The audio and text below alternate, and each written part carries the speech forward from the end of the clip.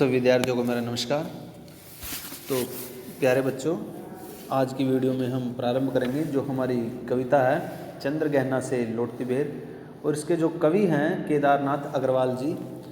तो इस कविता में उन्होंने जो एक गांव का, फागुन मास के जो गांव का एक वर्णन है, अर्थात वसंत ऋतु जिसमें आ जाती है, उसका बड़ा मनोहारी वर्णन इस कविता के माध्यम से किया है।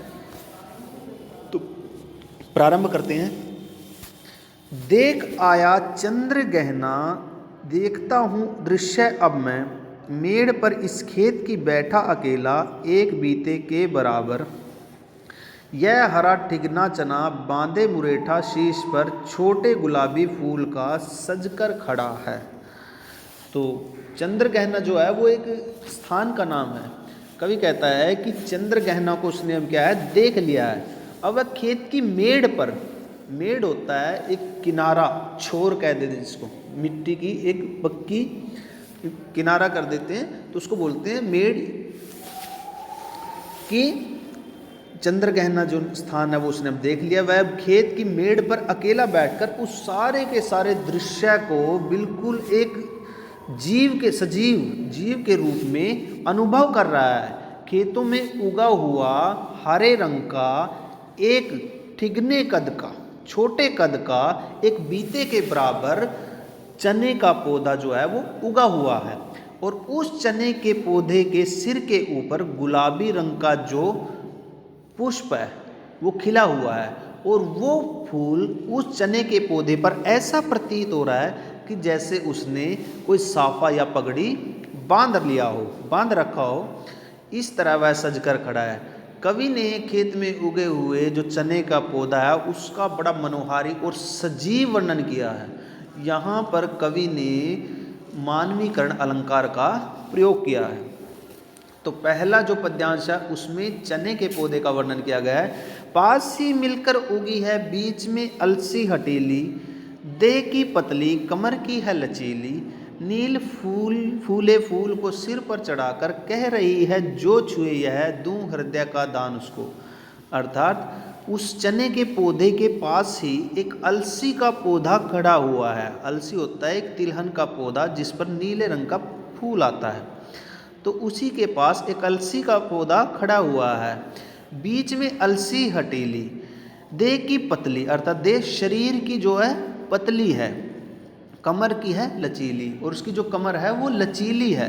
नील फूले फूल को सिर पर चढ़ाकर, नीले रंग के फूल को अपने सिर के ऊपर रखकर कह रही हो कि जो छुए यह, अर्थात जो यह फूल छुएगा, अलसी का पौधा कह रहा है कि दूं हृदय का दान उसको, अर्थात अपना हृदय जो है उसको मैं दान में दे दूंगी। और सरसों की न पूछो, हो गई सबसे सियानी, हाथ पीले कर लिए हैं ब्याह मंडप में पधारी, फाग गाता मास फागुन आ गया है आज जैसे। पहले पद्यांश में चने के पौधे का वर्णन है, दूसरे पद्यांश में जो है अलसी के पौधे का वर्णन है, तीसरे पद्यांश में कवि कह रहा है कि और सरसों की न पूछो, और सरसों की भी न पूछो, हो गई हो सबसे सियानी, जैसे सबसे समझदार हो गई हो।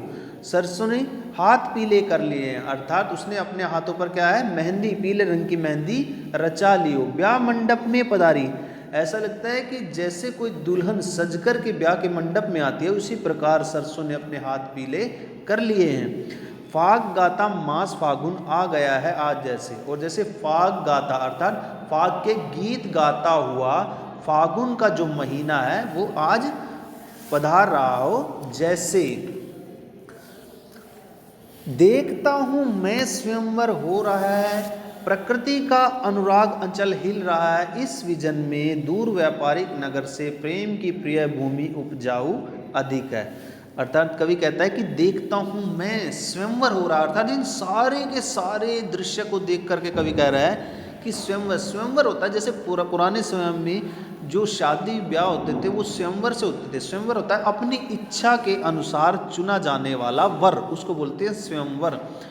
तो देखता हूँ कि जैसे आज स्वयंवर हो रहा हो, प्रकृति का अनुराग अंचल हिल रहा हो, और प्रकृति का जो ये प्रेम है वो क्या है, सारी तरफ फैल रहा है, सारी जगह फैल रहा है। इस विजन में विजन होता है बिल्कुल सूना शांत प्रदेश। इस बिल्कुल शांत प्रदेश में दूर व्यापारिक नगर से, अर्थात जहाँ पर शहरीकरण, व्यापारिक नगर होता है शहरीकरण से दूर, प्रेम की प्रिय भूमि उपजाऊ अधिक, अर्थात इस शांत क्षेत्र में जो प्रेम की जो भूमि है वो अधिक है, प्रेम की जो भूमि है उसका जो है तुलना अधिक है, अर्थात प्रेम की भूमि अधिक है।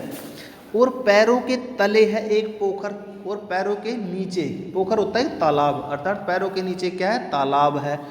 उठ रही इसमें लहरियाँ, नील तल में जो उगी है घास बूरी, ले रही वह भी लहरियाँ, अर्थात पैरों के नीचे क्या है, एक तालाब है जिसमें हल्की हल्की लहरें उठ रही हैं, और उसमें नील तल में जो उगी है घास बूरी, नीले रंग की जो पानी में भूरे रंग की जो है वो घास उगी हुई है, छोटी छोटी जो घास है वो उगी हुई है। ले रही वह भी लहरियाँ, और वह भी उसमें क्या है, लहरों में, हवा की लहरों में हिल रही है, डुल रही है।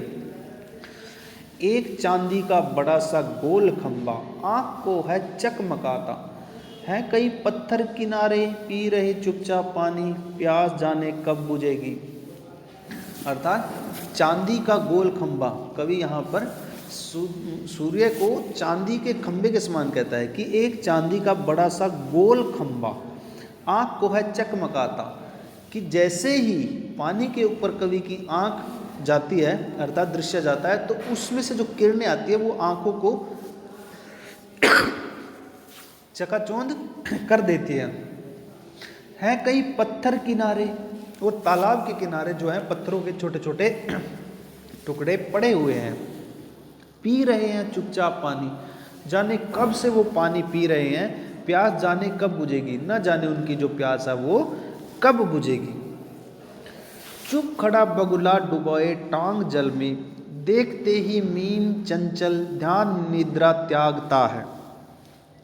अर्थात जो बगुला है वो बिल्कुल चुपचाप खड़ा बगुला डुबोए टांग जल में, और उस तालाब में बगुला जो है वो अपनी टांगों को जल में डुबोए हुए खड़ा है।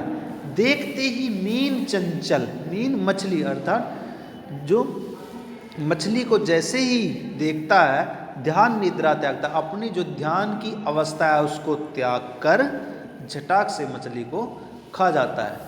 तो आज की वीडियो में इतना ही, इसका जो आगे का शेष भाग है वो हम अगले वीडियो में पढ़ेंगे। तो सभी विद्यार्थी इसको अच्छे से याद करेंगे। धन्यवाद।